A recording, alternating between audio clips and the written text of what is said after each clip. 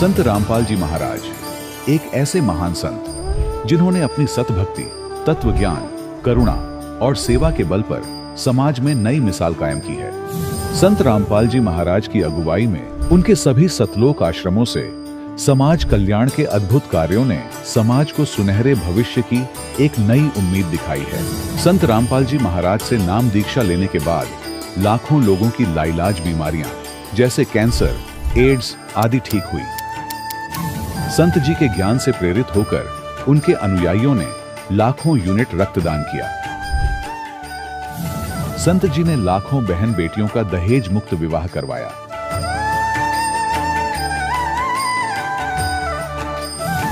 संत जी ने लाखों लोगों का नशा छुड़वाया, करोड़ों उजड़े परिवार बसे। संत जी के आश्रमों में समागम के दौरान निःशुल्क नेत्र चिकित्सा, दंत चिकित्सा प्रदान की जाती है। संत रामपाल जी महाराज द्वारा समय समय पर पर्यावरण संरक्षण के उद्देश्य से बड़े स्तर पर वृक्षारोपण किया जाता है। संत जी ने जरूरतमंदों को तत्काल राहत पहुंचाने के लिए एम्बुलेंस सेवा शुरू की। संत जी अपने अनुयायियों को देहदान के लिए प्रेरित करते हैं, जिससे मानवता की सेवा और चिकित्सा क्षेत्र में सुधार हो सके। संत रामपाल जी महाराज के सभी आश्रमों में हर रोज निःशुल्क भंडारा आयोजित किया जाता है, जहां हर वर्ग, हर जाति और हर धर्म के लोग एक साथ बैठकर भोजन करते हैं।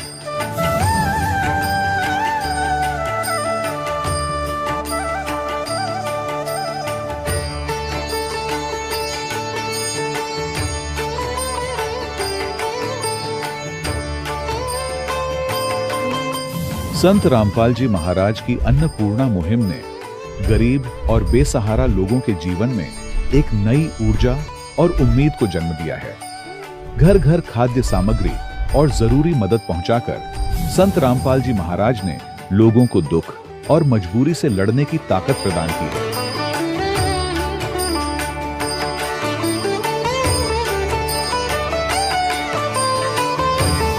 संत रामपाल जी महाराज द्वारा गरीब लोगों के लिए घर बनवाने का अद्भुत कार्य एक ऐसी मिसाल कायम कर रहा है जो सदियों सदियों संत जी की उदारता और दया भावना के तौर पर जाना जाएगा।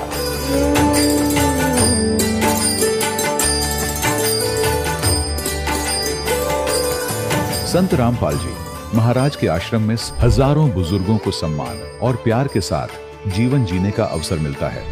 उनके खाने, रहने और स्वास्थ्य की पूरी जिम्मेदारी संत रामपाल जी महाराज उठाते हैं। अनाथ बच्चों के लिए संत रामपाल जी महाराज के सभी आश्रम किसी वरदान से कम नहीं। यहाँ उन्हें शिक्षा, संस्कार और भविष्य के लिए बेहतर अवसर प्रदान किए जाते हैं।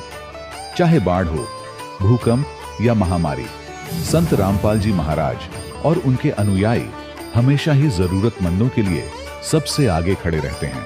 कोविड महामारी के दौरान संत रामपाल जी महाराज के आश्रमों से करोड़ों लोगों के लिए भोजन, दवाइयां और जीवन रक्षक सामग्रियां उपलब्ध कराई गई। चाहे गरीब की मदद हो या किसी शोषित और पीड़ित वर्ग के हक और सम्मान की लड़ाई, संत रामपाल जी महाराज ने हमेशा ही उनकी दबी आवाज को सरकारों तक पहुंचाया है और उन्हें उचित न्याय दिलवाने में अहम भूमिका अदा की है। समाज में आध्यात्मिक और सामाजिक मूल्यों के प्रति जागरूकता लाने में संत रामपाल जी महाराज हर कदम पर मानवता के सच्चे सेवक साबित हुए हैं। संत रामपाल जी महाराज का जीवन हमें सिखाता है कि सच्ची सेवा वही है जो निस्वार्थ भाव से की जाए। आइए हम भी इस महान सेवा के कार्य में इस महान संत से जुड़ें और संत रामपाल जी महाराज से नाम दीक्षा लेकर अपने जीवन को धन्य बनाएं।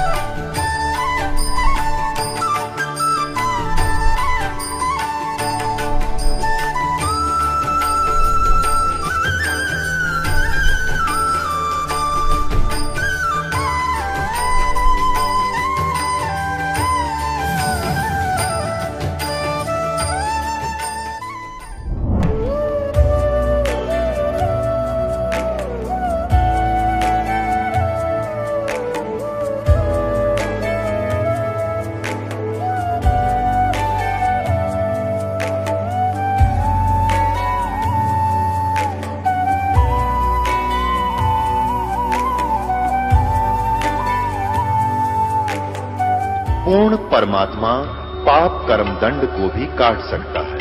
अभी तक जिस भी संत व महापुरुष से मिले, उन्होंने यही बताया कि पाप कर्म फल भोगने से ही समाप्त होगा।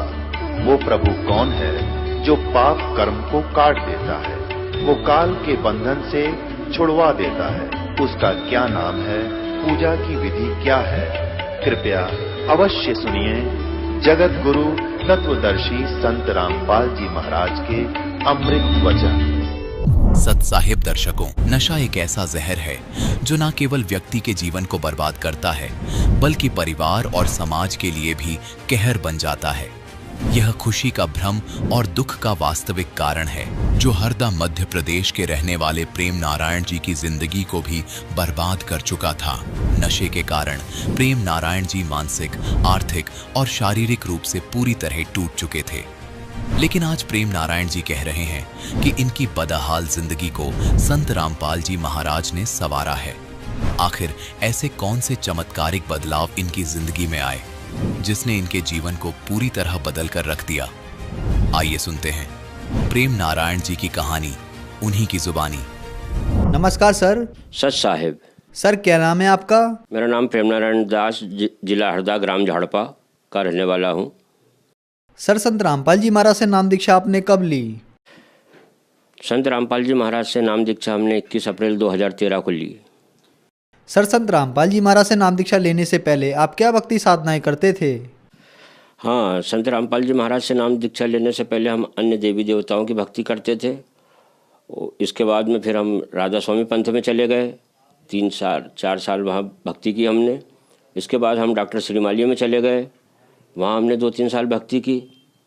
फिर उसके बाद में हम अड़गड़ानंद जी में चले गए, फिर हमने 3-4 साल वहाँ भक्ति की।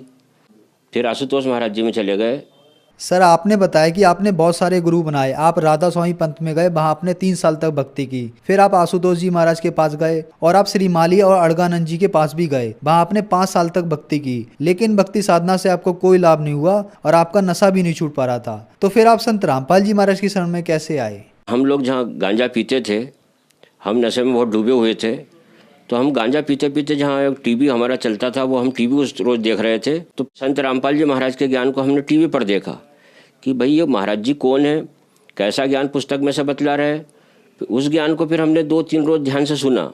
ध्यान से सुनने के बाद हमको जो उनके संपर्क नंबर टीवी पर आते हैं, वहाँ हमने संपर्क नंबर पर फ़ोन लगाया, हमारा पता दिया। वहाँ से फिर हमारे को ज्ञान गंगा पुस्तक मिली। फिर हमने उस पुस्तक को पढ़ा। उस पुस्तक के ज्ञान को पढ़ने के बाद हमको ऐसा लगा जैसे हमारे नीचे से ज़मीन सरक गई हो। ऐसा ज्ञान हमने कभी सुना नहीं, हमको किसी ने बताया नहीं, हमने देखा नहीं। एक एक परमात्मा ने उस पुस्तक में ऐसे ऐसे प्रमाण दिए हैं कि वो प्रमाण देख के हम हक्का बक्का भूल गए। हमारे को फिर ऐसा लगा कि हम गलत जगह भक्ति कर रहे हैं, हमारे को बिल्कुल तत्काल जाना चाहिए। तो हमने फिर परमात्मा का वहाँ से सब नाम पता वहाँ का सब हमको वो हुआ। फिर हमने रिजर्वेशन करवाया। फिर हम मालिक के दरबार में वहाँ सतलोक आश्रम बरवाला पहुँचे। वहाँ पर रामपाल जी महाराज ने हमारे को नाम दीक्षा दी। सर हमने सुना है कि जो भी श्रद्धालु संत रामपाल जी महाराज से नाम दीक्षा लेते हैं उनको बहुत सारे लाभ प्राप्त होते हैं। तो क्या संत रामपाल जी महाराज से नाम दीक्षा लेने के बाद आपको भी कुछ लाभ प्राप्त हुए? संत रामपाल जी महाराज से जुड़ने के बाद में मेरे को इतने लाभ हुए कि मैं मानसिक रूप से बहुत परेशान था, आर्थिक रूप से भी बहुत परेशान था। संत रामपाल जी महाराज जी का जब मेरे को ज्ञान मिला, इससे पहले मैं दारू पीता था। काफ़ी समय में 4-8 साल दारू पीता रहा। दारू पीने के बाद में मैं गांजे में डूब गया। गांजे में मैं इतना डूब गया कि मेरे को ध्यान नहीं रहा कि मैंने 8 साल के लगभग में सुबह कब खाना खाया होगा। शाम को 1-2 रोटी खा लेता था। तम्बाकू, सुपारी, बीड़ी, जो भी पूरा नशा था मैं इसमें इस कदर डूबा हुआ था कि मैंने कभी होश में, मेरे को ध्यान नहीं है कि मैंने कभी होश में इस दुनिया को देखा हो। मेरे को ऐसा लग भी नहीं रहा था कि मैं इस दुनिया को होश में देख पाऊँगा, क्योंकि मैं बिल्कुल मरने की कगार पे आ गया था। पूरा शरीर से भी सूख चुका था। मेरी परिस्थिति भी इतनी बदल गई थी, कम से कम मैं 8-10 एकड़ इस बीच में ज़मीन बेच चुका हूँ। पूरा बर्बाद हो गया था। मेरे पास ज़मीन होने के बावजूद भी मैं टूटे हुए मकान में रहता था। बहुत ऐसा टूटा हुआ मकान था कि मैं अब आपको क्या बताऊँ। संत रामपाल जी महाराज से दीक्षा लेने के बाद मालिक ने मेरे को आर्थिक, आध्यात्मिक और मानसिक, भौतिक सारे लाभ, परमात्मा ने इतने लाभ दिए, मैं आपको क्या लाभों को गिनाऊँ। उनके लाभ से मैं आज आप लोगों के सामने खड़ा हूँ। आज मेरा पूरा परिवार जो है मालिक की दया से नाम लिया हुआ है।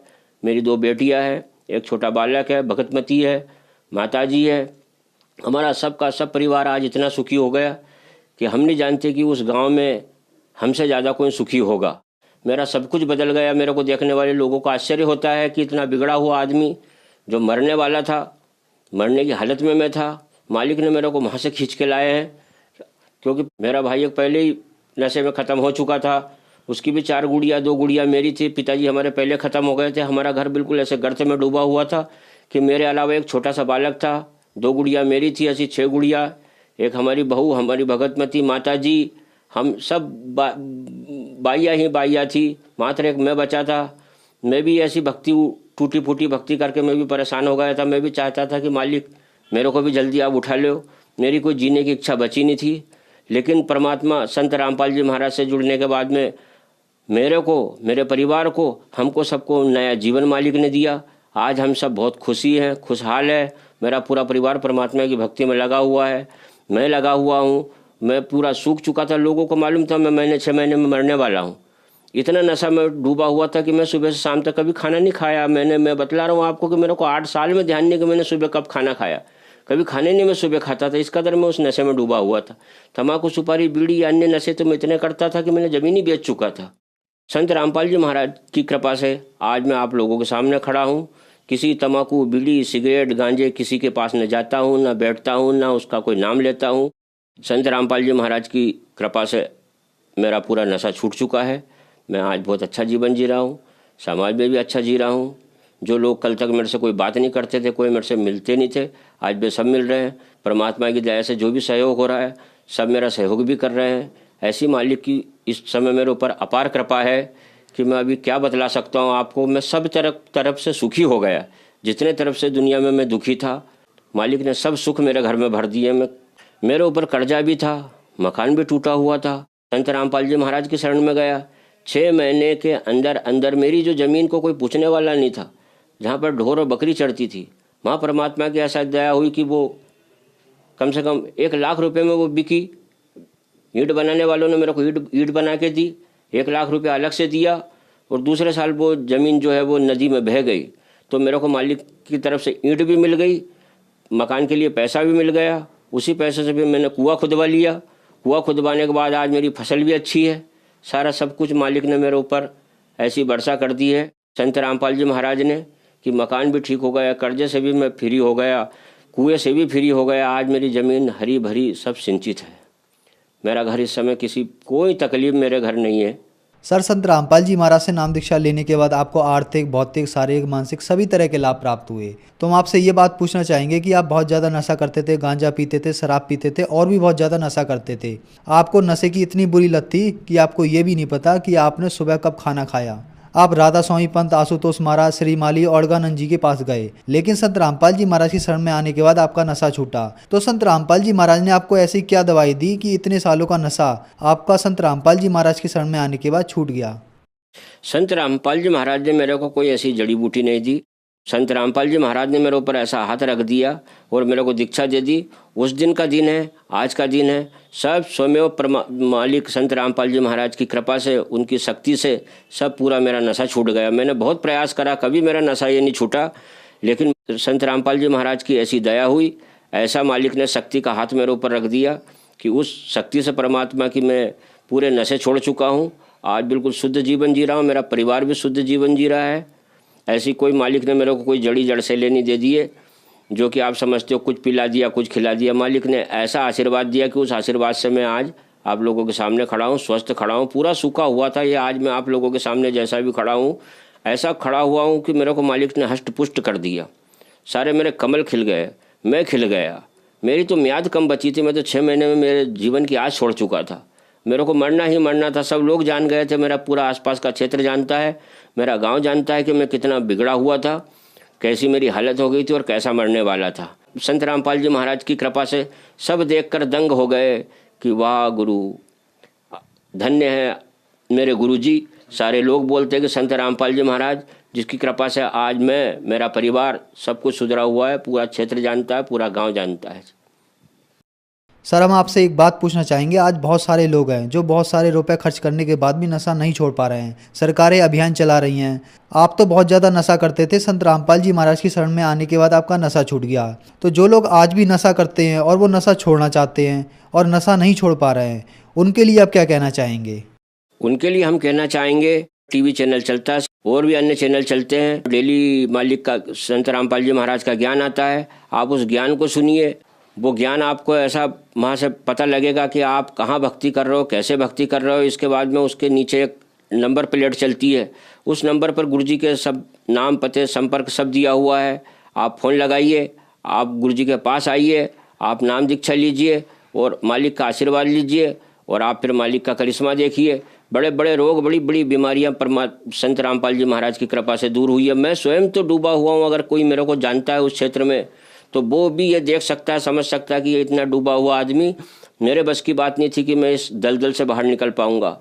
लेकिन मालिक संत रामपाल जी महाराज का आशीर्वाद रूपी हाथ मेरे ऊपर आया, जब से मेरी पूरी दुनिया बदल गई है। ये सब आप लोग जानते हो और आप भी जल्दी से जल्दी संत रामपाल जी महाराज की शरण में आइए, अपने जीवन को धन्य बनाइए, क्योंकि ऐसा अवसर फिर आप लोगों को मिलने वाला नहीं है। ऐसा गजब का मालिक का ज्ञान है, एक एक प्रमाण, एक एक अध्याय, एक एक पृष्ठ बतलाइए कि संत रामपाल जी महाराज, ऐसा ज्ञान हमने ना कभी सुना ना कभी हमने देखा। जैसे ही हमने सुना, हमने देखा, हमारे नीचे से ज़मीन खसक गई थी भाई। हम तो दंग रह गए थे कि ऐसा ज्ञान कहाँ मिलता है। इतने प्रमाण, एक एक प्रमाण। आज आप सब बुद्धिजीवी लोग हो, सब पढ़े लिखे लोग हो, एक एक पुस्तक में से आप एक एक प्रमाण को पढ़ सकते हो। खूब पढ़ लीजिए, खूब जांच लीजिए, खूब समझ लीजिए। ऐसा अवसर फिर आप लोगों को मिलने वाला नहीं है। संत रामपाल जी महाराज से नाम दीक्षा लीजिए, अपने जीवन का उद्धार कीजिए।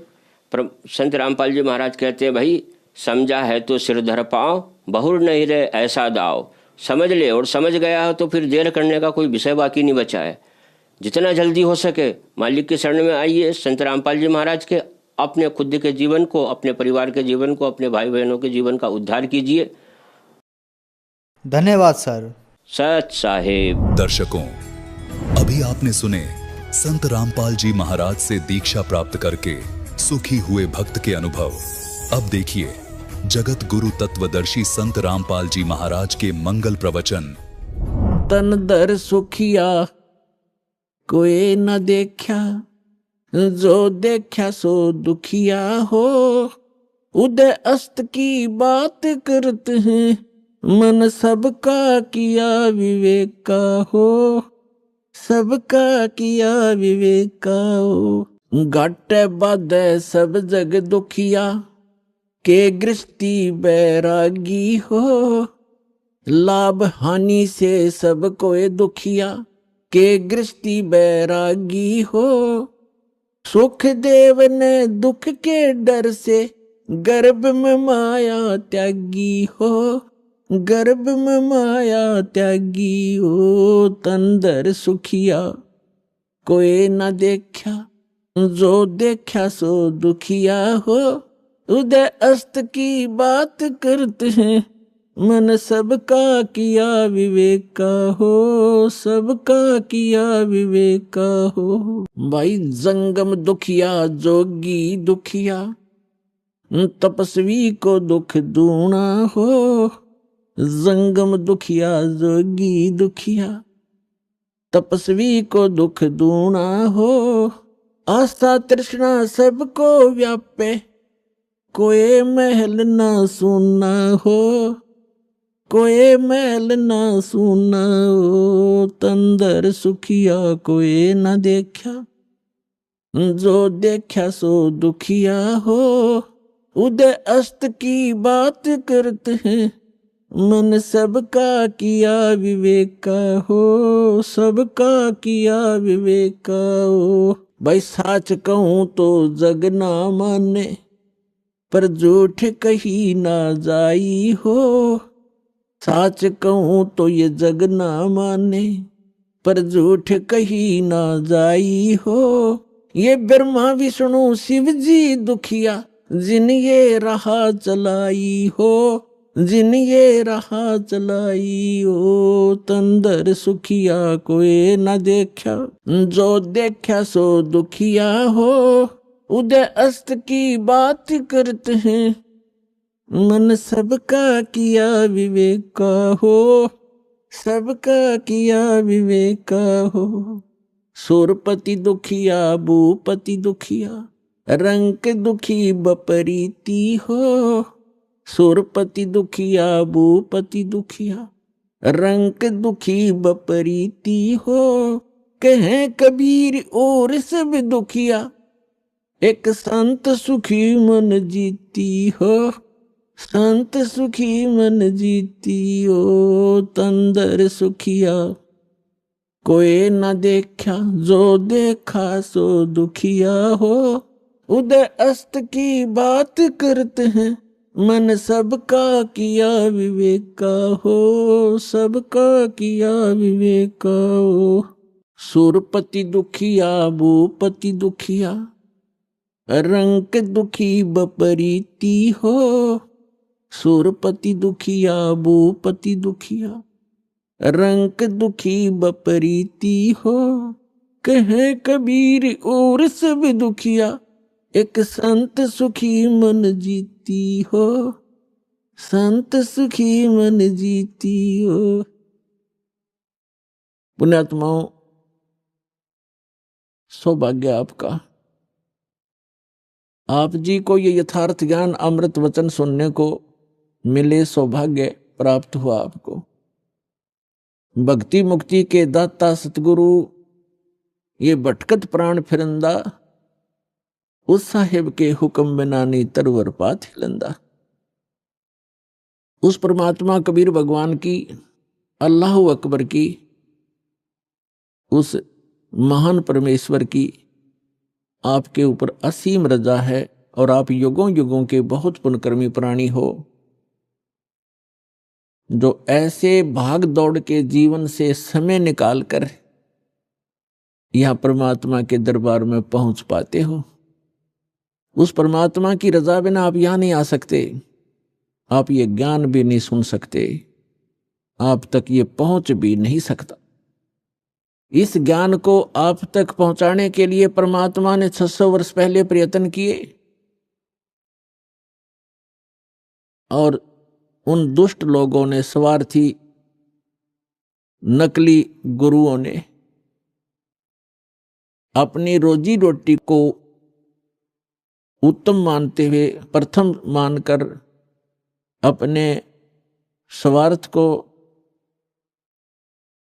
प्रधान मानते हुए कबीर भगवान उस धानक रूप जुलाहे को बहुत परेशान किया और यथार्थ ज्ञान को आप तक नहीं पहुंचने दिया। उस परमेश्वर ने वो अमर ज्ञान अपनी वाणी में, सच्चिदानंद घन ब्रह्म की वाणी में, कबीर वाणी में लिपिबद्ध करवा दिया अपनी प्यारी आत्मा धर्मदास जी द्वारा। अब उस ज्ञान को, परमात्मा के उस विधान को, जो 600 वर्ष पहले परमेश्वर अपने द्वारा रची हुई सृष्टि की जानकारी, और हम कौन हैं, कहां से आए हैं, यहां क्यों दुखी हो रहे हैं, जन्म और मृत्यु का कारण क्या है, ये सब कुछ उस समय बताना चाहते थे, लेकिन इन नकली धर्म गुरुओं ने, इन दुष्ट लोगों ने हमारे तक ये पहुंचने नहीं दिया। परमात्मा का घोर विरोध करा दिया, उनको काटने, मारने, बुरी तरह परेशान करने पर ही लगे रहे, जनता को भ्रमित करते रहे। उस परमेश्वर ने कहा था कि जब 5500 वर्ष कलयुग बीत जाएगा, उस समय सभी अपनी प्यारी आत्माओं को शिक्षित करूंगा, पूरे मानव समाज को, और सभी धर्म के धर्मी अपने धर्म ग्रंथों को सत्य मानते, और जिन गुरुओं को हम शास्त्र विज मानते थे वो अपने ही सदग्रंथों से अनभिज्ञ थे, अपरिचित थे, अज्ञानी थे, और हम उनको केवल संस्कृत भाषा जानने के कारण उन पर विश्वास किया करते थे कि सभी सदग्रंथ संस्कृत भाषा में हैं, और ये हमारे हिंदू धर्मगुरु संस्कृत भाषा पढ़े हैं, इन्होंने सदग्रंथों को ठीक ठीक जाना होगा, ये सही बता रहे। और उनकी एक दाल गलती रही उस समय कि कबीर जुलाहा है, धानक है, और उस समय संस्कृत पढ़ने का अधिकार केवल ब्राह्मण वर्ग को ही था। इसलिए आम आदमी को यह विश्वास बना नहीं, यह शंका बनी रही कि कबीर जी अशिक्षित हैं, परमेश्वर कबीर जी अशिक्षित हैं, ये झूठ ही बोल रहे होंगे सदग्रंथों के बारे में, क्योंकि सदग्रंथ हमारे पवित्र वेद, पवित्र श्रीमद् भगवद गीता, पवित्र पुराण आदि आदि ये सभी संस्कृत भाषा में लिपिबद्ध हैं। तो परमात्मा ने ये समय निर्धारित किया था, अपनी प्यारी आत्मा धर्मदास जी से बताया था। और धर्मदास जी ने जब पूछा, परमात्मा आज तो बहुत ही धार्मिक व्यक्ति हैं, इनके अंदर धार्मिकता है, बुराइयां भी कम हैं, न्यून हैं, और 5500 वर्ष जब कलयुग बीतेगा, यानी आज से लगभग 600 वर्ष पश्चात, तो और आप बताते हो कलयुग में मानव की वृत्ति बहुत गिर जाएगी, इनके विचार मलिन हो जाएंगे, चरित्र ठीक रहे नहीं, अविश्वासी कृतघ्नी बन जाएंगे, तो तब कैसे समझाओगे मेरे मालिक? तब परमेश्वर ने कहा था कि सबसे पहले मैं इनको शिक्षित करवाऊंगा। परमात्मा कबीर जी कहते हैं, ये सब खेल हमारे किए, हमसे मिले सो निश्चय जिए। और फिर जब ये शिक्षित हो जाएंगे तब अपना दास भेजूंगा। तब तो कहा था मैं स्वयं जाऊंगा और उन सदग्रंथों के गूढ़ रहस्यों को जन साधारण को बताऊंगा, लेकिन स्वयं नहीं आए तो दास भेज दिया पुण्यात्माओं उस परम पिता ने।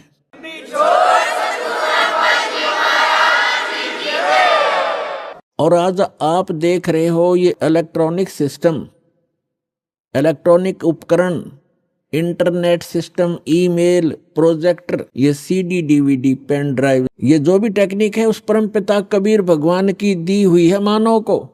ये मानव सत्र की सोच नहीं, ये सत्कर मान लेना। अगर ये मानव की सोच होती तो लगभग 40 लाख वर्ष तो इस चतुर्युगी के बीत गए हैं और आज तक ये टेक्निक उपलब्ध नहीं हुई, मानव नहीं खोज सका। ये परमात्मा ने कलयुग इसलिए नाम रखा इसका कि इसमें मशीनरी युग होगा, टेक्निक इसके अंदर परमात्मा अपने बच्चों को देंगे। और उसका मूल उद्देश्य ये है कि इस तत्व ज्ञान को जो 600 वर्ष पहले परमात्मा कबीर जी बताना चाहते थे, आज घर बैठे अपने बच्चों को इन टीवी के माध्यम से, इंटरनेट के माध्यम से, ये जो यूट्यूब आदि बन गए हैं, इनके माध्यम से घर बैठे ये अमृत ज्ञान बताऊंगा और तब ये समझ जाएंगे और मेरे पास आ जाएंगे, अपना कल्याण करवा लेंगे। तो ये सारा कुछ जो उपकरण बनवाए हैं परमात्मा ने, गॉड गिवन ये माइंड है, जीव का अपना सतर की सोच नहीं है, ना ये बना सकता है।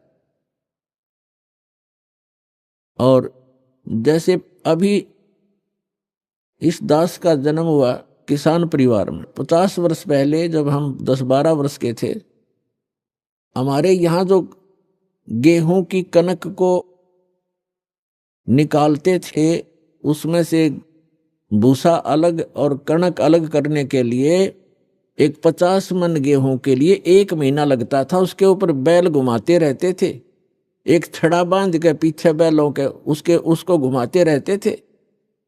कम से कम 1 महीने में जाकर 20 दिन में जाकर के वो बारीक होता था, तब उसको बरसा बरस गेहूं अलग और भूसा अलग करते थे। ऐसी टेक्निक थी उस समय। हमारे समय में तो ऐसे घुमाने वाली, चारा काटने की मशीन हाथ से घुमाने वाली लग गई थी जिसने गंडासा कहते हैं। और उससे पहले हमने देखे हमारे दादाजी हाथ से ऐसे काटा करते थे, ऐसे। और पीछे जाओगे तो क्या होगा? तो कहने का भाव ये है कि जो आज टेक्निक प्राप्त है ये गॉड कबीर गिवन है, ताकि आप अपने सदग्रंथों को इन प्रोजेक्टर और डीवीडी के माध्यम से रूबरू देख सकें, आंखों देख सकें, फिर मिला सकें अपने। आपके घर उपलब्ध होती हैं ये सभी सदग्रंथ। और दया करी परमात्मा ने के अनुवादित करवा दिया उन्हीं के द्वारा जिनको ज्ञान नहीं था, तो उनको भाषा आती थी। जहां उनकी बुद्धि काम करना बंद कर गई वहां तो गलत कर दिया, और जहां साधारण अनुवाद थे उन्होंने कर दिए। कहां स्लिप करी उनकी बुद्धि? जैसे श्रीमद् भगवत गीता अध्याय नंबर 7 के मंत्र नंबर 18 में अनुत्तम गति शब्द है। गीता ज्ञान दाता अपने से अन्य परमात्मा के विषय में जानकारी देता है और अपने विषय में भी जानकारी देता है। लेकिन गीतानुवाद करने वालों का दृष्टिकोण यही रहा कि श्री कृष्ण जो है ये सुप्रीम पावर है। श्री कृष्ण इज विष्णु, ये विष्णु जी को सुप्रीम पावर मानकर ये मानते रहे कि श्रीमद् भगवत गीता का ज्ञान श्री विष्णु जी ने दिया है श्री कृष्ण रूप में।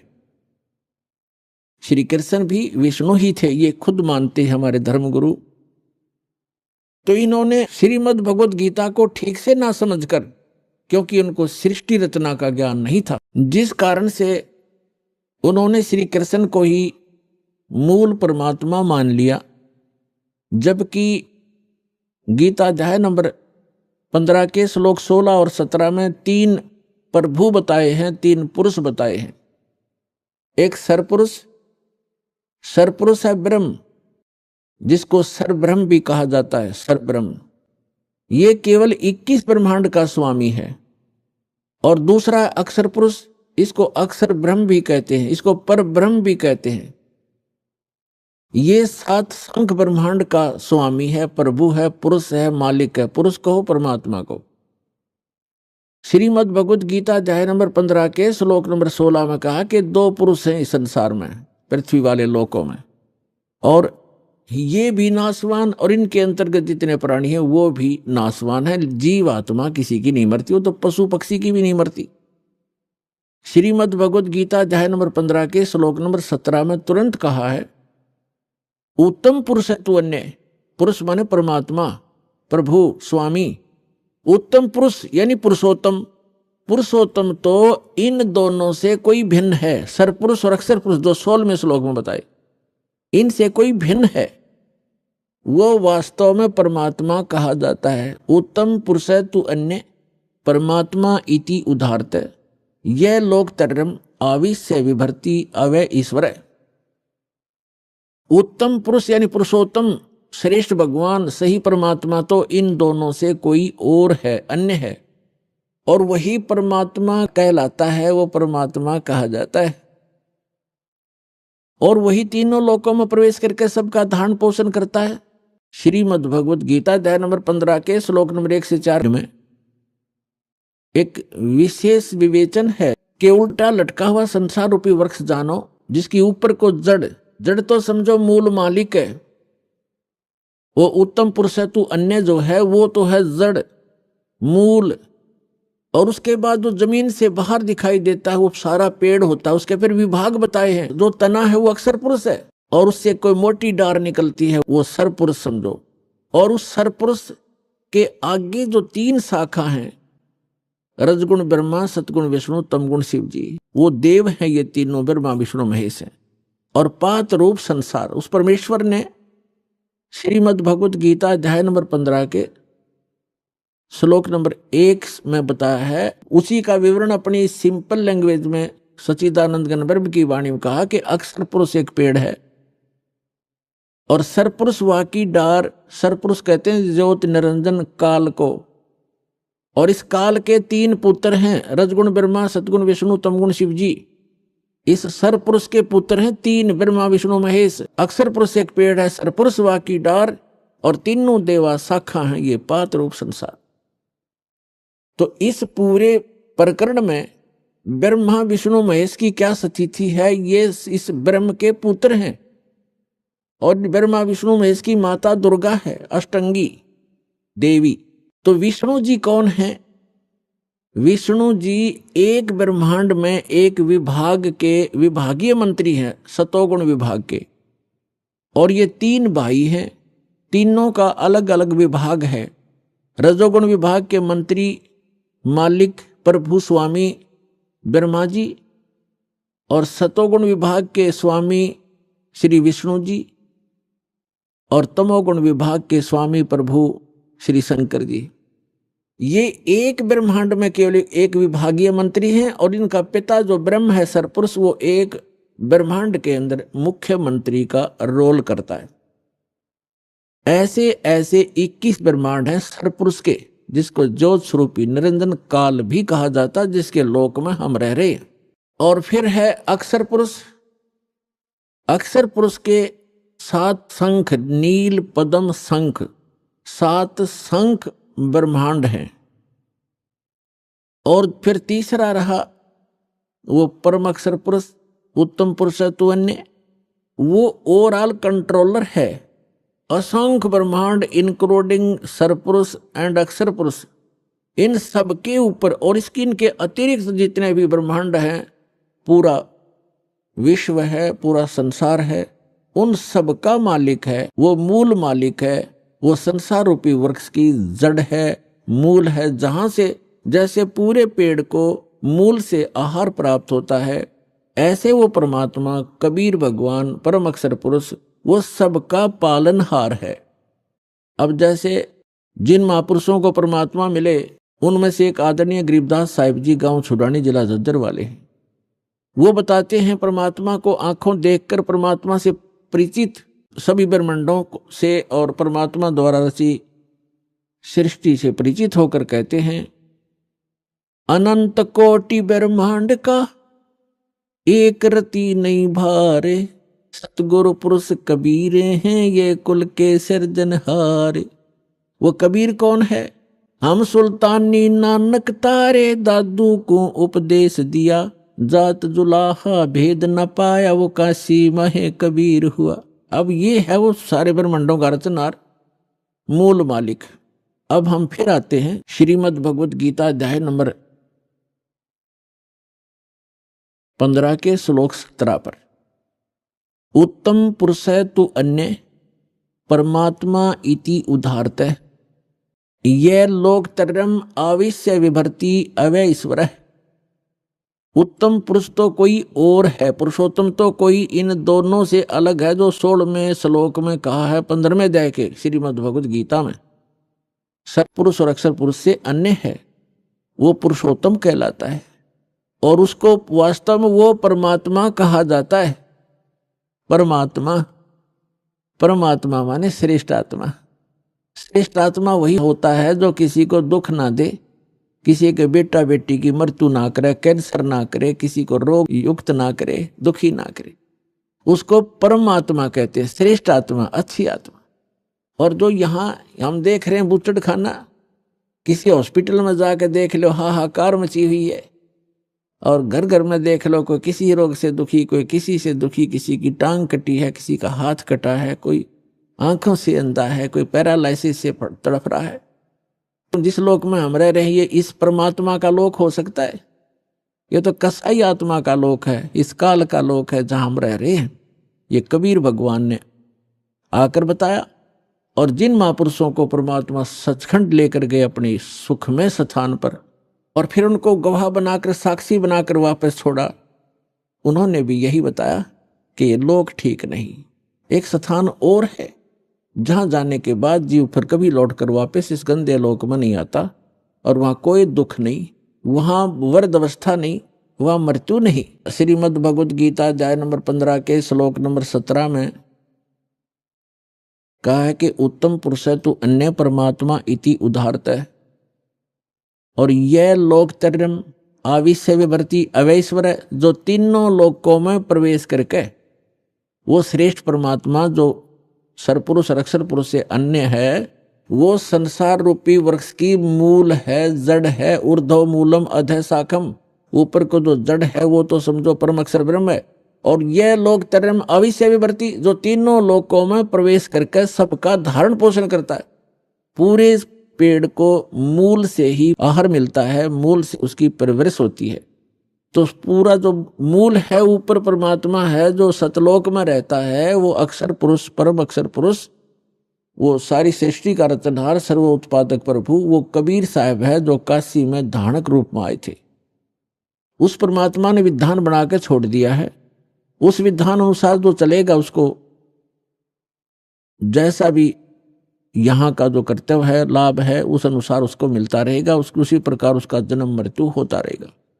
और इस जन्म मृत्यु से बचने के लिए विधान बनाया है, जो उसको अपनाएगा, उसको अप्लीकेबल कर लेगा, उसका जन्म मृत्यु छूट जाएगा। तो वो जन्म और मृत्यु के छूटने का विधान हमें प्राप्त नहीं हुआ था। परमात्मा ने 600 वर्ष पहले बताने की चेष्टा की, लेकिन हम अशिक्षित होने के कारण हम वंचित रह गए। उसकी पूर्ति करने के लिए परमात्मा ने अब समय दिया है, निर्धारित किया था। अब जो प्रसंग चल रहा है, अब यहां कई व्यक्ति श्रद्धालु आपको भ्रमित कर देते हैं कि श्रीमद् भगवत गीता अध्याय नंबर 15 के श्लोक नंबर 18 में गीता ज्ञानदाता कहता है कि मैं पुरुषोत्तम प्रसिद्ध हूं। तो वो भ्रमित करते हैं कि रामपाल इनकम्प्लीट ज्ञान देता है, 17वें श्लोक तक ही बताता है, 18वें में क्यों नहीं बताता कि उसमें खुद कहता है मैं पुरुषोत्तम हूं। यदि उसको 18वें श्लोक को हम फाइनल माने तो 17वां गलत हो गया, क्योंकि गीता ज्ञानदाता तो ये कहे कि पुरुषोत्तमता इन दोनों से कोई अन्य है। और 18वें में क्या कहता है कि मैं गीता ज्ञानदाता कौन है? ये श्री कृष्ण कहो चाहे विष्णु को, ये बोलने वाला श्री कृष्ण और विष्णु नहीं है। इनके अंदर इनका पिता जो सरपुरुष है उसने प्रतिज्ञा कर रखी है, 7वें अध्याय के 24-25वें श्लोक में कहा है, वो खुद कहता है गीता ज्ञानदाता कि मैं अपनी योग माया से छुपा रहता हूं। ये बेबुद्धि मंदबुद्धि के लोग मुझे एज ए कृष्ण मान रहे होंगे, व्यक्ति रूप में खड़ा प्राप्त मान रहे होंगे। मैं कृष्ण नहीं हूं, मैं व्यक्ति रूप में कभी नहीं आता। 4थे अध्याय के 9वें श्लोक में ये कहता है मेरे जन्म और कर्म दिव्य हैं। अब इसके कर्म दिव्य कैसे हैं कि ये सामने आता नहीं, इसने प्रतिज्ञा कर रखी है और ये किसी में प्रवेश करके अपना जो उल्लू सीधा वो कर जाता है। श्री कृष्ण में प्रवेश सरके गीता का ज्ञान ये पुरुष दे रहा है और ये कहता है कि मेरे अंतर्गत यानी 21 ब्रह्मांड में जितने भी प्राणी हैं उनसे मैं उत्तम हूं, श्रेष्ठ हूं, तगड़ा हूं, मजबूत हूं, ताकतवर हूं। इसलिए लोक वेद में मैं पुरुषोत्तम प्रसिद्ध हो रहा हूं। लोक वेद दंत कथा सुनी सुनाई बातें, इस कारण से मैं पुरुषोत्तम हूं। 15वें अध्याय के 17वें श्लोक में स्पष्ट कर दिया कि उत्तम पुरुष है तू अन्य, वो तो कोई और है और वही वास्तव में अविनाशी है। दूसरे अध्याय के 17वें श्लोक में कहा है।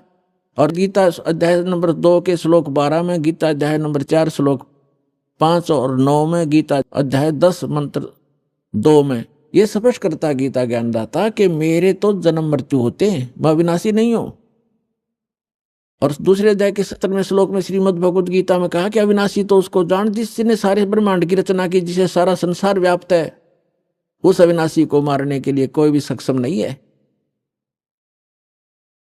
और अपने विषय में कहता है कि मेरी तेरी जन्म मृत्यु होती रहती है। लेकिन 18वें अध्याय के 62वें श्लोक में कहा कि अर्जुन तू सर्वभाव से उस परमेश्वर की शरण में जा, उसकी कृपा से तू परम शांति को और सनातन परम धाम को प्राप्त होगा।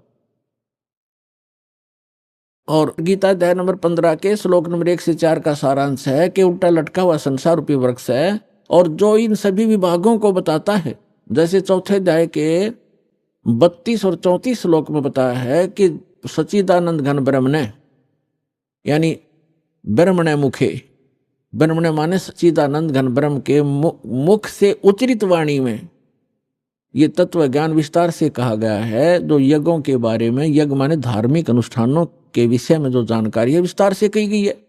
और 4थे अध्याय के 34वें श्लोक में कहा कि उस ज्ञान को तत्वदर्शी संतों से जाकर समझ। गीता ज्ञानदाता कहता मैं नहीं जानता उस तत्व ज्ञान को, नहीं तो एक अध्याय और लिख देता 19वां कि वो तत्व ज्ञान ये सुन ले, इसमें लिखता हूं। वो तत्व ज्ञान से परिचित नहीं है। तो 4थे अध्याय के 34वें श्लोक में गीता जी में कहा है कि उस ज्ञान को जो सच्चिदानंद घन यानी परम अक्षर ब्रह्म अपने आप अपने मुख कमल से बोलता है आकर के उसकी अमृतवाणी में लिपिबद्ध किया जाता है, कबीर वाणी में, वो तत्व ज्ञान है। 4थे अध्याय के 34वें श्लोक में कहा गीता जी में उस ज्ञान को तू तत्वदर्शी संतों के पास जाकर समझ। उनको दंडवत प्रणाम करने से, कपट छोड़कर नम्रतापूर्वक प्रश्न करने से वो तत्वदर्शी संत तुझे तत्व ज्ञान का उपदेश करेंगे। इसे सिद्ध होगा। यहाँ गीता अध्याय नंबर 15 के श्लोक नंबर 1 में वो भी कंसेप्ट क्लियर कर दिया कि वो तत्वदर्शी संत वो होगा जो उल्टे लटके हुए संसार रूपी वृक्ष के सभी विभाग बता देगा। जैसे परमेश्वर स्वयं आते हैं वो तत्वदर्शी संत की भूमिका भी करते हैं, भगवान तो वो होते ही होते। कबीर साहब कहते हैं अक्षर पुरुष एक पेड़ है, सरपुरुष वा की डार, निरंजन वा की डार और तीनों देवा शाखा हैं, ये पात रूप संसार। तो जड़ कौन है?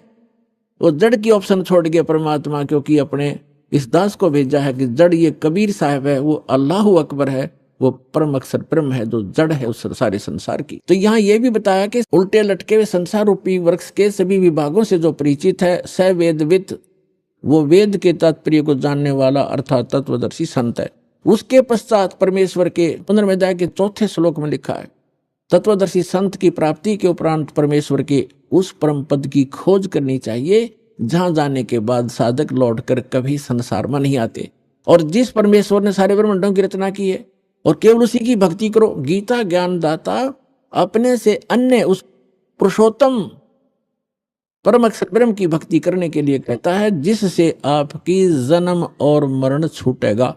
7वें अध्याय के 29वें श्लोक में गीता ज्ञान दाता कहता है कि मेरे इस ज्ञान का जो आश्रय कर लेता है, यानी तत्वदर्शी संत की जो खोज कर लेता है और तत्व ज्ञान से जो परिचित हो जाता है, जरा मरण मोक्षाय माम आश्रित ये तंती ते ये तत्ब्रह्म विदु कर्षणम अध्यात्म कर्मम च अखिलम।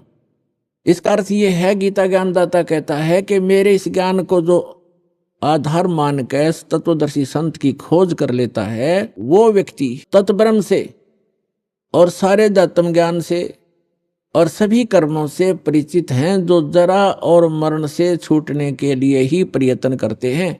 जरा माने वृद्ध अवस्था का दुख और मरण माने मृत्यु। इस बुढ़ापे के दुख और मृत्यु के दुख से जो छूटने के प्रयत्न कर रहे होते हैं, वे उस तत्ब्रह्म से परिचित हो चुके हैं और मेरे इस ज्ञान का आश्रय कर लिया है। उन्होंने तत्वदर्शी संत की खोज कर ली है। अभी आपने सुने संत रामपाल जी महाराज के मंगल प्रवचन। आइए अब सुनते हैं संत रामपाल जी महाराज से नाम दीक्षा लेकर सतभक्ति करके अद्भुत लाभ प्राप्त करने वाले अनुयायी के विचार। दर्शकों, मनुष्य को जब संत की शरण मिल जाती है, तब उसके जीवन के तमाम संकट स्वतः ही समाप्त हो जाते हैं। ऐसी ही कुछ कहानी थी इटावा उत्तर प्रदेश के रहने वाले सर्वेश कुशवाहा जी की। सर्वेश जी के जीवन में संत रामपाल जी महाराज की शरण में आने से पहले अनेकों कष्ट थे। ये मानसिक और शारीरिक रूप से पीड़ित थे, लेकिन जब से इन्होंने संत रामपाल जी महाराज की शरण ग्रहण की है, तब से ये पूर्ण रूप से सुखी हैं। दर्शकों, आखिर संत रामपाल जी महाराज से नाम दीक्षा लेने मात्र से लाखों लोगों को इतने लाभ कैसे हो रहे हैं? आखिर संत रामपाल जी महाराज उन्हें ऐसा क्या दे रहे हैं? आइए जानते हैं क्या है सच। सुनते हैं सर्वेश जी की कहानी, उन्हीं की जुबानी। नमस्कार सर। नमस्कार सर। सर क्या नाम है आपका? मेरा नाम सर्वेश बाबू कुशवाहा है। सर्वेश जी आप कहाँ से आए हैं? मैं डिस्ट्रिक्ट इटावा यूपी से हूँ। सर संत रामपाल जी महाराज से नाम दीक्षा आपने कब ली? सर मैंने रामपाल जी महाराज से नाम दीक्षा 10/2014 की ली थी। सर संत रामपाल जी महाराज से नाम दीक्षा लेने से पहले क्या आप कोई भक्ति साधनाएं भी करते थे? हाँ सर, नाम दीक्षा लेने से पहले मैं देवी देवताओं की पूजा करता था। काली मंदिर पर जा कर के, शनिदेव मंदिर पर जा कर के प्रत्येक शनिवार को दीप जलाते थे। तो फिर आप संत रामपाल जी महाराज की शरण में कैसे आए? सर हमारी सास और हमारी ससुर जी टीवी पे संत रामपाल जी महाराज का सत्संग आया करता था, वो उनको देखा करते थे। उनको थोड़ी सी प्रॉब्लम थी पैर में उनके गलाव लगा हुआ था, उनके भयंकर दर्द होता था। एक दिन बोले, अगर इन परमात्मा सबका दुख हरते हो, सबका दर्द दूर हो जाता है संत रामपाल महाराज जी, तो हमारा भी रात भर में अगर दर्द दूर हो जाता है तो मैं आपके शरण में आऊँगा। सुबह हुआ तो उनका दर्द कम हुआ, बरमाला आश्रम गए, संत रामपाल जी महाराज के यहाँ नाम दीक्षा ली संत रामपाल जी महाराज से। फिर वो अपने घर आए तब हम लोगों को बताया उन्होंने ऐसी, तो हमने भी संत रामपाल जी महाराज का सत्संग सुना। हमारे पिताजी की आंखें खराब हुई थी, उनको दिखाई नहीं पड़ता था बिल्कुल ही। तो सर हुआ क्या, हम लोगों ने सब लोग प्लानिंग कर ली वहाँ जाने के लिए। सतलोक आश्रम संत रामपाल जी महाराज के आश्रम में पहुँचा और 10 मार्च 2014 को हमारे पिताजी, मम्मी जी और हमारी भक्तिमती, हमारे बच्चों ने नाम दीक्षा ली और परमात्मा से आशीर्वाद लिया संत रामपाल जी महाराज से। सर संत रामपाल जी महाराज से नाम दीक्षा लेने के बाद क्या आपको कोई लाभ भी प्राप्त हुए? सर लाभ तो इतने सारे प्राप्त हुए, अगर हम गिनाते गिनाते शाम से सुबह हो जाए। पहला तो लाभ हमारे पिताजी की जो बिल्कुल नज़र बंद थी, दिखाई नहीं पड़ता था। सर मैं पिताजी को दिल्ली ले गया, एशियन मेडिकल कॉलेज।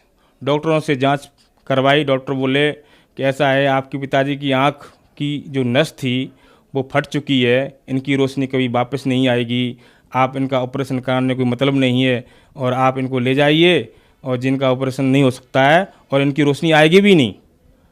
मैंने उनसे कहा कि नहीं, मैं संत रामपाल जी महाराज से नाम दीक्षा लेके आया हूँ और मुझे पूर्ण विश्वास है कि आप इनका ऑपरेशन कर दीजिए और बाकी रोशनी परमात्मा खुद ही दे देंगे।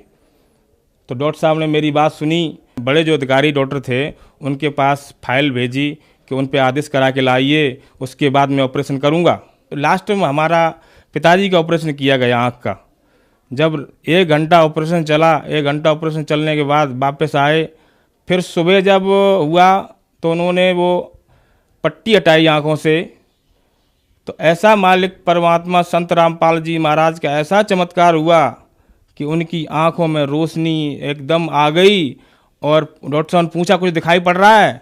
वो बोला मुझे आज सब कुछ दिखाई पड़ रहा है, जो कई दिनों से, कई महीनों से मुझे दिखाई नहीं पड़ रहा था, वो आज मुझे सब कुछ दिखाई पड़ रहा है। और थोड़ी देर बाद पलंग से नीचे उतर करके और तुरंत अपने टॉयलेट बाथरूम करके आए और बैठे और बोले आज संत रामपाल जी महाराज ने बहुत बड़ी दया की, जो आँखों की रोशनी आ गई। और सर लाभ इतने बताऊं मैं, एक बार मैं आगरा में ही निकल रहा था तो एक साइड का टूट गया था, एक साइड पब्लिक आ जा रही थी। तो उधर से रात हो गई थी मेरे को, तो यहाँ पुलिस वालों ने एक बैरियर लगा रखा था, रोड जाम कर रखी थी। तो उसमें एक तार आता, टेलीफोन का मोटा तार था, वायर थी, वो उन्होंने बांध रखी थी सर, लंबी लंबी। तो वो रोशनी में मुझे दिखाई पड़ी नहीं और मैं 50 की स्पीड पे बाइक से चला रहा था। मैं हेलमेट लगाए हुआ था तो रोशनी पड़ रही थी, तो इसलिए मुझे वो वायर दिखाई पड़ा नहीं। मैं सीधा बाइक उस वायर में जाके टकरा गई। आगे का हैंडल और आगे की जितनी भी लाइटें वाइटें थी पूरा टूट करके वो पूरा हैंडल मेरे जाके यहाँ छाती में अड़ा। लेकिन परमात्मा संत रामपाल महाराज की ऐसी दया रही, हम पे एक खरोंच तक नहीं आई। अगर मालिक की दया ना होती तो आज मेरी गर्दन कट के दूर गिरती जाकर मैं उस वक्त जीवित नहीं रहता, अगर संत रामपाल जी महाराज की दया ना होती तो। और सर दूसरा चमत्कार तो 2019 ही का है कि मुझे 2-3 दिन बुखार आया। तो एक दिन हुआ क्या, मैंने अपनी भगतमती से कहा कि आज कुछ मेरे संग अच्छा नहीं हो रहा है और मुझे कुछ अच्छा नहीं लग रहा है, मुझे ऐसा लग रहा है कि मेरी मौत निश्चित है, मुझे कुछ अजीब सा लग रहा है। तो उन्होंने क्या बात, डॉक्टर दिखाया हो? तो हुआ क्या सर, हमारे मुंह से ब्लड आ रहा था। तो मैंने कही ब्लड अगर आ रहा है तो हो सकता है कि कहीं दांत में कोई खराबी हो या किसी कारण से आने लगा होगा। तो मैं डेंटिस्ट के पास गया, उनके यहाँ से मैंने दिखाया और उन्होंने कुछ समझ में नहीं आया, उन्होंने दवाई दे दी। दवाई मैंने वो ले ली दोपहर में। उसके बाद खाना खाया, खाना खा कर के मैं लेटा और लेटते ही मेरे दिमाग में आया कि ये दवाई कुछ ठीक नहीं है। मैं तुरंत उठा और वापस दूसरे डेंटल के पास गया। उन्होंने देखा तो उन्होंने कही तुम्हारे न तो मुंह में कमी है न तुम्हारे दांत में कमी है, आप जाइए किसी फिजिशियन के पास जाइए, वहाँ दिखाइए जा कर के। मैं अपने एक फिजिशियन के विश्वाई डॉक्टर कमला नगर आगरा में रहते हैं, उनका वहीं हॉस्पिटल है। मैं गया उनके पास, उनको दिखाया। उन्होंने तुरंत कहा कि आप जाइए टेस्ट वेस्ट कराइए, आपको हो सकते प्लेटलेट डाउन है, आपके पूरे शरीर में चटके पड़ गए हैं काले काले, तो इसमें प्लेटलेट डाउन है आपकी, आप जाइए और टेस्ट कराइए। टेस्ट के लिए लिख दिया। मैं टेस्ट के लिए गया। आगरा दिल्ली गेट पे एक बड़ी लैब है साइंटिफिक के नाम से, वहाँ जाकर के मैंने टेस्ट कराया। जब टेस्ट के वक्त जितना स्टाफ था वहाँ का, वो हमारे मुँह देख रहा था, कह रहा था कि आपको कुछ हो नहीं रहा है। हमने कि मुझे क्या होगा, मैं संत रामपाल जी महाराज का शिष्य हूँ, मुझे कुछ हो ही नहीं सकता है। अब वहाँ का स्टाफ जितना था, डॉक्टर थे कि आप इतने बीमार हो, आपको इतनी परेशानी है, आप कह रहे मुझे कुछ हुआ नहीं है। अब मैंने कि कुछ हो ही नहीं रहा है, मैं कैसे बता दूँ, झूठ बोलूँगा क्या आपसे मैं? फिर उन्होंने कहा कि आप जाइए और कमला नगर सेंटर पे जाइए, वहाँ से आपको रिपोर्ट मिलेगी। मैं वहाँ पे गया सेंटर पे, तो वहाँ से एक बड़े डॉक्टर ने फ़ोन करा, कहा कि इनकी रिपोर्ट सही नहीं आ रही, दोबारा रिपोर्ट कराइए। फिर उन्होंने दोबारा रिपोर्ट कराई तो प्लेटलेट अकाउंट जब रिपोर्ट आया हमारा तो 15,000 आए। तो डॉक्टर ने एडमिट के लिए मैं गया हॉस्पिटल में, तो वहाँ पे डॉक्टर साहब थे नहीं। कंपाउंडर ने हमारा जो रिपोर्ट देखा, बोला कि ये आपका पेशेंट कहाँ है, आप लाइए उसको एडमिट करिए, इसकी बहुत हालत ख़राब है, बहुत सीरियस है रिपोर्ट के हिसाब से। तो मैंने कही पेशेंट कोई नहीं है सर, पेशेंट मैं ही हूँ, मुझे एडमिट करिए। कंपाउंडर बोला कि आप पेशेंट हो, आप तो सही हो। हमने सही नहीं है, संत रामपाल जी महाराज की दया है, आप कंपाउंडर साहब मुझे एडमिट कर लीजिए। तो उन्होंने डॉक्टर साहब फ़ोन मिलाया, फ़ोन मिला के एडमिट कर लिया। उसके बाद उन्होंने कहा कि जम्मू पैक की ज़रूरत है। जम्मू पैक की व्यवस्था मैंने कर ली, इधर उधर करवाए के व्यवस्था हो गई, हमारी लग गया जम्मू पैक। दूसरे दिन जब टेस्ट कराया तो प्लेटलेट 15,000 की 5,000 रह गई। जब 5,000 रह गई प्लेटलेट, तो मैंने संत रामपाल जी महाराज से प्रार्थना करी, है मालिक, हमारे छोटे छोटे बच्चे हैं और हमारी भक्तमती, ये संसार वाले मेरे घर वाले इसको जीने नहीं दूंगा, अगर मेरे कुछ हो गया तो इसको कोई जीने नहीं देगा। तब मालिक से प्रार्थना करी, संत रामपाल जी महाराज से। गुरुजी का सर आदेश ये आया, मालिक दया करेंगे और आप भक्ति करो। फिर संत रामपाल जी महाराज के शिष्य आए और उन्होंने अपना जम्मू पैक निकलवा के मेरे शरीर में डलवा दिया। अगले ही दिन प्लेटलेट 5,000 से लेकर के 34,000 बढ़ गई और मालिक संत रामपाल जी महाराज की बहुत बड़ी दया हुई हम पर। आज तक स्वस्थ हूँ, देख रहे हैं आप आपके सामने खड़ा हूँ मैं, बिल्कुल स्वस्थ हूँ। सर दूसरा लाभ ये है, हमारी जो पत्नी थी उसको एलर्जी की बीमारी थी, वो बेचारी बहुत परेशान रहती थी, कम से कम 4-6 साल बहुत परेशान रही। फिर संत रामपाल जी महाराज की ऐसी कृपा, ऐसी दया हुई, नाम दीक्षा लेने के बाद तुरंत उनकी ये भी बीमारी कट गई। सर क्या आप नशा भी करते थे? सर नशा तो मैं बहुत करता था, बियर भी पीता था, सिगरेट भी पीता था, बीड़ी भी पीता था सर, और यहाँ तक कि गुटखा भी, पान, सब कुछ करता था, जितने भी विकार थे हमारे अंदर थे सर। तो क्या संत रामपाल जी महाराज से नाम दीक्षा लेने के बाद आपका नशा छूट गया? सर संत रामपाल जी महाराज से नाम दीक्षा लेने के बाद हमारे विकार ऐसे गायब हो गए जैसे बिल्कुल हमारे शरीर में कोई विकार था ही नहीं। जितने भी हमारे नशे पत्ते थे सब छूट गए। हमारे बहुत कोशिश कर रहे थे पहले हमने कि जो विकार छूट जाए, बीड़ी छूट जाए, गुटखा छूट जाए, बियर छूट जाए, लेकिन कुछ छूट ही नहीं रहा था। जब संत रामपाल जी महाराज से नाम दीक्षा ली, उसके बाद हमारे जितने भी नशा पत्ते थे सब खत्म हो गए हैं। आज मैं स्वस्थ हूँ। सर मैं पहले 10 साल बाबा जय गुरुदेव पंथ से जुड़ा रहा, लेकिन वहाँ न तो मेरी बीड़ी छूटी, न तो मेरे गुटखा छूटा, न तो मेरी बियर छूटी। वहाँ पे जहाँ पे सत्संग हुआ करता था जय गुरुदेव बाबा के यहाँ, तो लोग वहाँ पे तो खुलेआम बिकती थी, लोग वहाँ पीते भी थे, बीड़ी पीते थे, सिगरेट पीते थे, सब इस्तेमाल करते थे, लेकिन जय गुरुदेव गुरु जी ने कभी ये इस पर कोई वही नहीं करा। उनके पास सच्ची भक्ति नहीं थी, सच्चा ज्ञान नहीं था, सच्चा मार्ग नहीं था। सर संत रामपाल जी महाराज से नाम दीक्षा लेने के बाद आपको बहुत सारे लाभ प्राप्त हुए। आपको एक अद्भुत चमत्कार हुआ कि आपके पिताजी की रोशनी संत रामपाल जी महाराज की कृपा से वापस आ गई।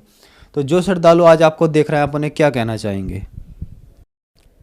जो श्रद्धालु, जो भी हमारे भाई बहन हमें देख रहे हैं टीवी चैनल के माध्यम से, उनसे मैं हाथ जोड़ के प्रार्थना करता हूं कि सब लोग संत रामपाल जी महाराज की दीक्षा प्राप्त करें और अपना कल्याण कराएं।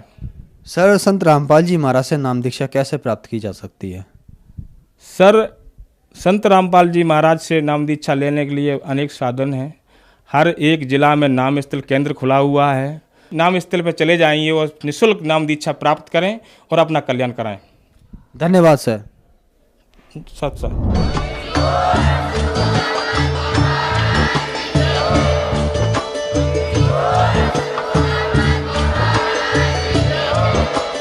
आप सुन रहे थे जगत गुरु तत्वदर्शी संत रामपाल जी महाराज जी के मंगल प्रवचन। अधिक जानकारी के लिए विजिट कीजिए हमारी वेबसाइट www.jagatgururampalji.org। संत रामपाल जी महाराज जी के शुभ आशीर्वाद से पूरे विश्व भर में 500 से भी ज्यादा नाम दीक्षा केंद्र हैं, जिन पर संत रामपाल जी महाराज जी द्वारा ऑनलाइन निःशुल्क नाम दीक्षा दी जा रही है। अपने नजदीकी नाम दीक्षा केंद्र का पता करने के लिए संपर्क करें 82228880